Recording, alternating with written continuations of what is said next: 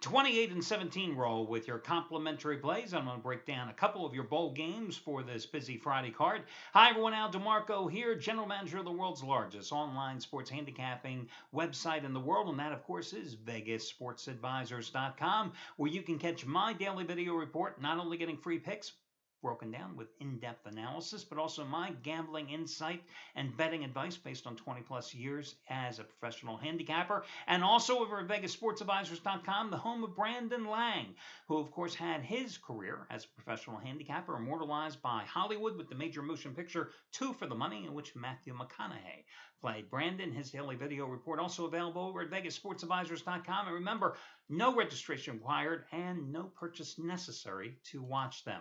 Let's take a look at your bowl games here. The nighttime game, I call it the St. Petersburg Bowl. It's really called the Bitcoin Bowl, but who the hell cares? It's being played in St. Petersburg. Listen, Central Florida is playing. They hail from Orlando. You're talking about a little over 100 miles. Needless to say, they're going to be the more supported team here tonight in this particular game. But I look at how Central Florida finished the season. They needed a Hail Mary pass in the closing seconds to pull off the win at East Carolina. Not exactly a great way you want to end the season. I mean, great to win the game. I mean, they won 8 of their final 9 games, period, this season. They covered 8 of their final 10 games, okay? But if you back up and you go to the 5 wins prior to winning in such dramatic fashion at East Carolina, you'll realize they didn't beat anybody. South Florida, SMU, Tulane, Tulsa, and Temple. Not one postseason team there. Only one of them with a 500 record as well. So they didn't play anybody. Now, ACC is not a football conference. We all know that. But I think the quality of competition is far better that NC State had to face than Central Florida did. Although Central Florida had some nice wins this season, and they have a great defense, one of the tops in the nation, only giving up about 18 points a game. Now, so I still think NC State is the way to go here, plus the 2.5. And I would buy up to 3 in this particular case because NC State went on the road to Chapel Hill, took on their arch rival, a North Carolina team that was coming off consecutive wins against Pittsburgh at home and at Duke, and they hammered them, winning that finale 35-7 to close by winning 3 of their final 4 games. They're in a roll. And their quarterback, I mean, I don't know if you happen to see the NC State quarterback this year, Jacoby Brissett, but threw for over 2,300 yards and 22 touchdowns, also ran for 498 yards. But the thing that really impressed me with the Wolfpack is the way their defense became much more aggressive and much more productive. Final 5 games of the season, 16 sacks and 8 turnovers. Not surprisingly, they won 3 of those final 5 games. The only losers against Georgia Tech and Louisville, nothing to be ashamed about. Again, Central Florida, a good team. A team that's won its bowl game each of the past 2 years.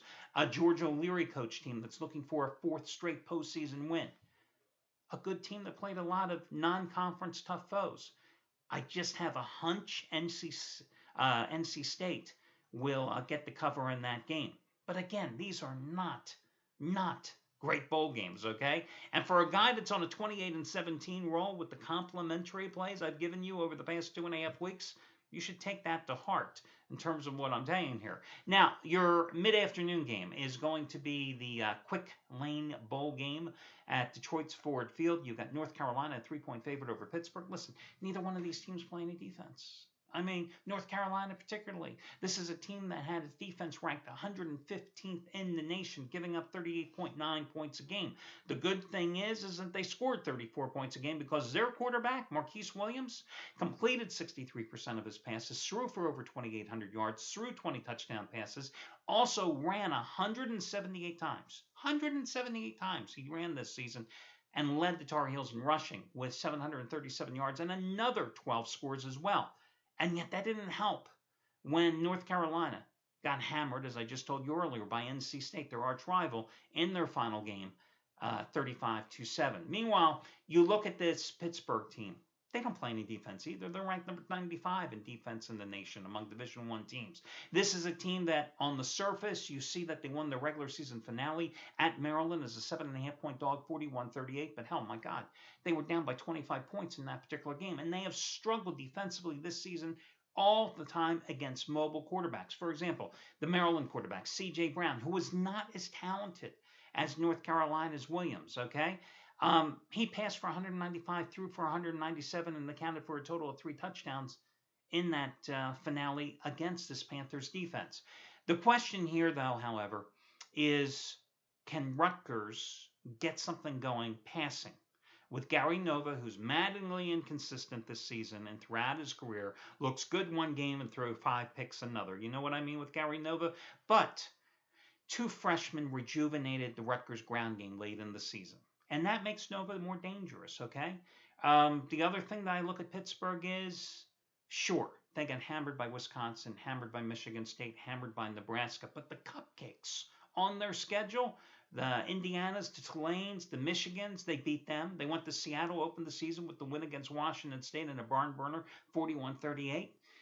I look at what North Carolina did, and I'm going, it's the ACC versus Big Ten foes here. So I lean a little towards Rutgers as well, guys. And in this particular case, I'm getting Rutgers +3. I would buy up the half point in this particular contest. Am I worried that Rutgers' place kicker is a game time decision for this game? You betcha I am. Again, 2 very, very weak complementary plays here, with Rutgers plus the points and NC State plus the points as well. Not a great card. Looked in the NBA, was thinking about going with Portland minus the 14.5 points against Philadelphia. Listen, Philadelphia, okay, they won back-to-back games at Orlando and Miami.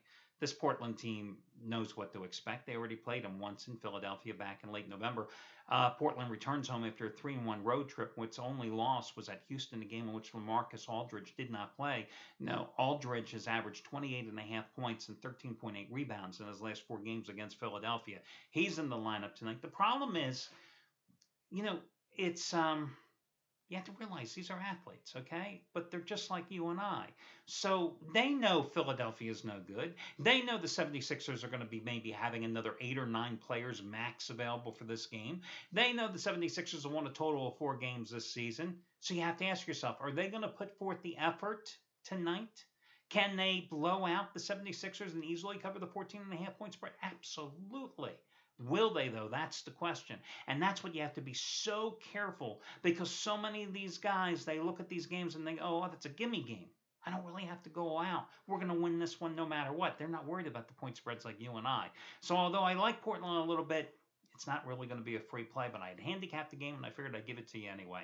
Hey, guys, remember over at VegasSportsAdvisors.com, you can get a 1-day free all-access pass. So today, for example, one of the handicappers, Jeff Benton, the second biggest play of his 11.5-year career. It's an ultra-rare 200-dime play. It's on your nighttime bowl game, right, between UCF and NC State. You can get it for free, thanks to the 1-day all-access pass. It's a free trial. Anthony Redd, who has won 7 straight days, has his 4th straight bowl winner. He's won the first 3. It's another 75-dime play, just like Memphis over BYU on Monday. It's on the Rutgers-North Carolina game. You can get that for free. Gabriel DuPont, who's going for his 6th consecutive 100-dime max wager winner on the early bowl game between Illinois and Louisiana Tech. You can get that for free. You can get all the plays of all the handicappers, over $1,000 worth of action today for free, simply by checking out the 1-day free all-access pass over at VegasSportsAdvisors.com. Free means free, guys.